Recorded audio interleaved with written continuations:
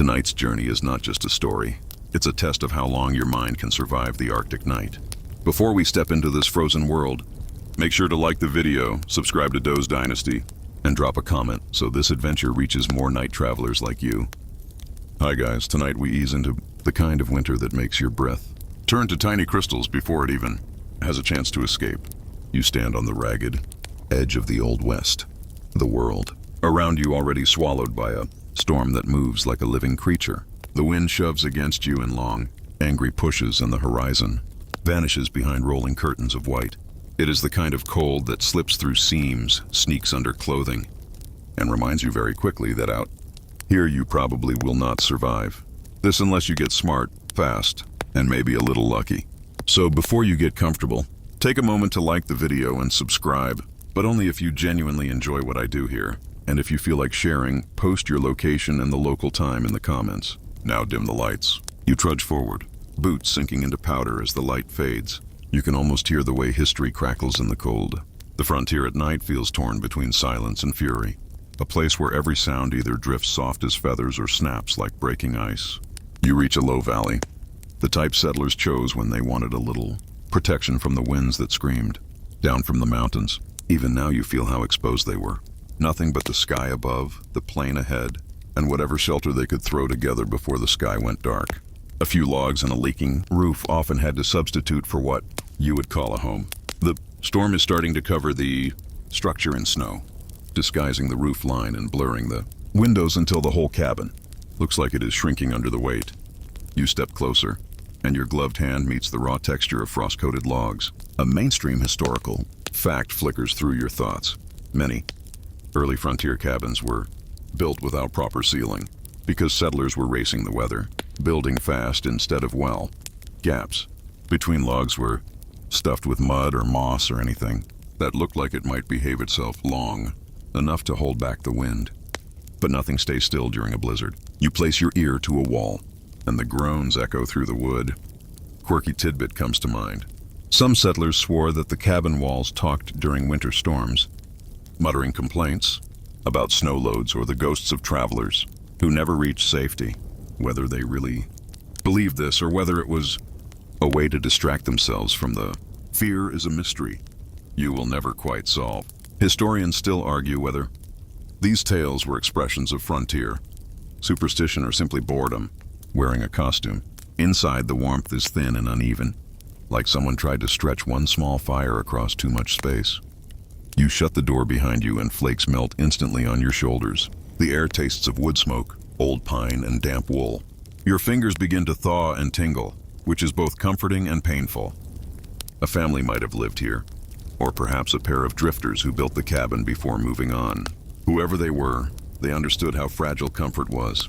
Out here, the space between warmth and danger was narrow enough to trip over. You scan the room and imagine the nightly routine. Settlers battled the cold with stubborn practicality. Every evening was a race.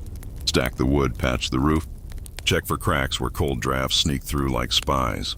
The cabin feels like a ship in a blizzard ocean, and every sound makes you wonder which plank will fail first. You move toward the small window where the wind rattles the shutters. Snow swirls outside in frantic spirals, each flake another reminder that winter in the Old West was not a background detail. It was the antagonist. You walk to the center of the cabin and crouch near the hearth. The fire sputters with an orange glow. It is not much, but it is better than nothing. Many early settlers learned from indigenous nations that the placement of the fire mattered. A central hearth warmed bodies more evenly than a fire against the wall. But not everyone had the skill or the time to rebuild their floors, so they made do. You pull your coat tight and sit in the warmth zone, the small pocket where heat feels real. Outside of that circle, the cabin is a freezer framed in timber. The wind roars again. It sounds like an entire river of air smashing into the outer wall. You stay where you are and let your eyes adjust. Shapes emerge slowly in the dimness. A few blankets piled in one corner. A wooden chest. Some tools, a rope. A half-empty barrel of water with a layer of ice on top. A few nails and hooks hammered into beams where wet mittens might have hung to dry. You imagine the people who lived here. Did they sleep well? Did they fear the storms? Did they whisper into the darkness, hoping morning would come? You step toward the bedding corner. Straw is scattered around, flattened and twisted. Early settlers used whatever they could gather. often stuffing mattresses with straw or leaves. Over time, the material broke down, creating lumps that poked ribs and backs all night. But it was still better than lying directly on a frozen floor. You brush your hand over the bedding and feel how cold it is. The kind of cold that makes your joints ache just thinking about lying down. A shiver runs down your spine. You picture yourself curling up here while the wind hammers at the door and the fire starts to fade. The pressure of the moment becomes strangely soothing. You find a small wooden chair and sit again near the hearth. The fire snaps quietly. You let your mind drift into the sort of thoughts settlers might have had in storms like this. Were the livestock still alive? Were neighbors safe? Would the roof collapse under snow by dawn? Did anyone remember to store enough water before the barrel froze completely? The Old West was harsh, but nighttime storms were another level entirely. People tried to sleep, but sleep was as unpredictable as the weather. Some nights you drifted off quickly simply because your body gave up. Other nights you paced or whispered prayers or sang low tunes to keep the fear from rising. One of your boots starts thawing near the fire and releases a faint scent of wet leather. It blends with smoke and pine and something else you cannot name. You picture yourself peeling off heavy layers before lying down on the rough mattress. Maybe you would keep your coat on. Maybe you would not. Sometimes warmth won, sometimes mobility did. You lay your hand near the fire, careful not to touch the embers. The heat feels like a promise. Fragile but real. You lean back, letting the wind and fire blend into a kind of frontier lullaby. A thought circles your mind. If the storm lasts all night, you will need every lesson the Old West can offer. How to conserve heat. How to keep fear from stealing sleep. How to listen to the cabin without imagining things that are not there. How to trust the walls even as they complain. Your eyes grow heavy. Outside the storm rages, but somehow inside this rough cabin, a sense of calm begins to settle. You are learning the rhythm of frontier nights, and the story has only just begun. You stand from the hearth and drift deeper into the single room as the storm presses harder against the cabin. The walls tremble here and there, almost shy about showing how fragile they really are. You run your fingers along the inside logs and feel the cold pulsing through them, creeping inward like a slow invasion. Cabins in the Old West were built fast, and tonight you sense every shortcut. This place is not made to impress anyone. It is made to survive the kind of weather that sneaks in through every crack. You settle near the back wall where the temperature drops noticeably. Cold air seeps through chinks that were once filled with clay, but have long since crumbled. A mainstream historical fact slips into your thoughts. Many frontier cabins were thrown together in just a few days, using simple saddle, notches or V-notches because settlers did not have the tools or time for more precise joinery. It sounds admirable until a blizzard arrives and reminds you that speed does not always pair well with weatherproofing. You lean close to a gap and feel the icy draft kiss your cheek. Someone tried to fix it long ago. A scrap of fabric is jammed into the hole, stiff as a board. Now it is the kind of improvisation you see everywhere out here. Buttons made from bones, windows patched with oiled paper, floors filled with dirt when planks were too expensive. A quirky tidbit whispers to your mind. Some settlers rubbed bear grease along the log seams, thinking it would block airflow, but it mostly attracted curious mice who appreciated the buffet. Whether this was common wisdom or misguided enthusiasm is the sort of thing historians still argue about when they want to entertain themselves. You pick up a small stick from the floor and gently tap the wall. The sound echoes differently depending on where you touch, hollow in one spot and more solid in another. Snow outside has begun to bank itself against the cabin. You picture it rising like a growing tide, pressing weight against the walls. Snow can act as insulation, but only if the structure beneath it holds. You step back and take in the entire room. This is more than a shelter. It is a battlefield where heat and cold fight for dominance every minute.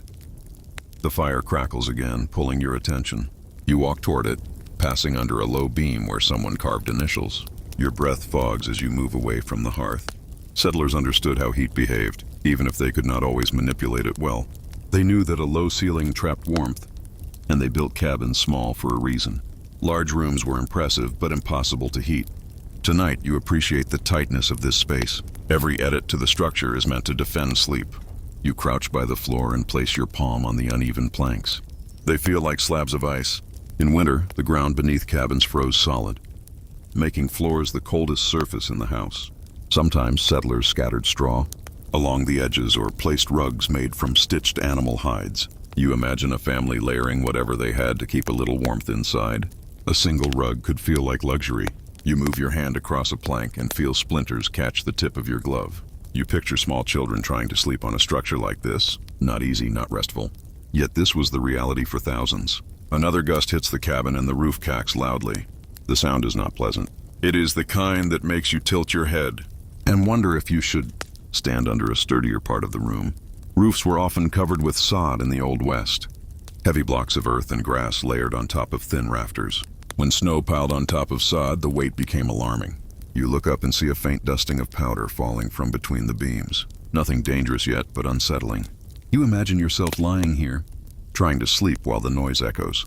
Through the darkness, every pop, every crack, every groan of shifting logs would sound like the start of disaster. You step toward the corner where a set of pegs jut from the wall. On one hangs a coat stiffened by cold, and next to it a pair of mittens with worn fingertips.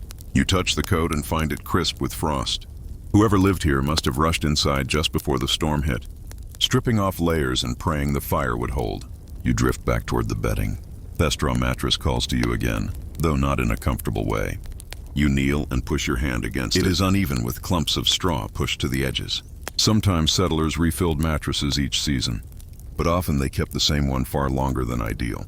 Straw broke down, settled strangely, grew dusty or damp, and occasionally housed insects that were too polite to leave. Sleeping on one of these during a blizzard required acceptance. You would not get comfort. You would get function. You stepped closer to the wall behind the bedding. More cold slips in here. You picture settlers working in the evenings to seal these gaps. They used anything: moss, mud, horsehair mixed with clay, bits of cloth, even ash mixed into paste. You breathe in and imagine the smell of freshly applied mud drying near the fire. Earthy and raw, you imagine the taste of dust settling on your tongue as wind vibrates the logs. You run your fingers along the cracks and think about the balance settlers warped. Too much sealing and the air inside grew stale, smoky, and difficult to breathe. Too little sealing and the cold took over. They had to find the sweet spot with almost no guidance. No manuals, no weather forecasts, only instinct and the occasional bit of advice traded along wagon trails or borrowed from indigenous neighbors. The storm outside deepens. You can hear it. The wind sounds more frustrated now, as if annoyed that you found even this tiny bit of shelter. Snow strikes the shutters like handfuls of sand. You take a step to the window and gently press your hand against the cold glass. The frost patterns have taken over, spreading branches and swirls across the pane. Through the foggy shapes, you see nothing but white flicker and blur. The storm has swallowed the world. You stand still, listening. Wood shifts behind you. Something rattles on the roof. A distant crack echoes from the forest outside. It might be a tree falling under the weight of snow, or might be the sound of the wind twisting branches. You think of the settlers who lay awake during nights like this, listening, waiting, wondering if the structure would last until morning. The fire sputters and you kneel to add another piece of wood. Sparks leap gently upward. Heat wraps around your hands, but your shoulders still feel chilled. You glance toward the mattress again. Eventually, even the bravest settlers had to lie down and hope the walls kept the night outside. You inhale slowly, letting your breath mix with the warm air. Your thoughts linger on the sensory experience. The warmth touches your face but leaves your back cold. The smell of smoke lingers on your clothing. The taste of dryness clings to your throat. Your eyelids grow slightly heavy, though not enough for sleep. The cabin is too alive, too fragile, too eager to remind you of the stakes. You sit again and listen, learning the rhythm of the structure. Every creak is a story. Every draft is a warning. Every warm pocket of air is a gift. Tonight you discover how settlers lived in the space between constant cold and fragile protection. Sleep was never guaranteed. It was earned. You drift toward the bedding corner again, drawn by curiosity rather than comfort. The straw mattress looks lumpy and worn, the sort of thing that dares you to try lying on it. You crouch and lift a corner of the rough fabric cover. The straw inside is a tangled mass, flattened in some places and stubbornly poking through in others.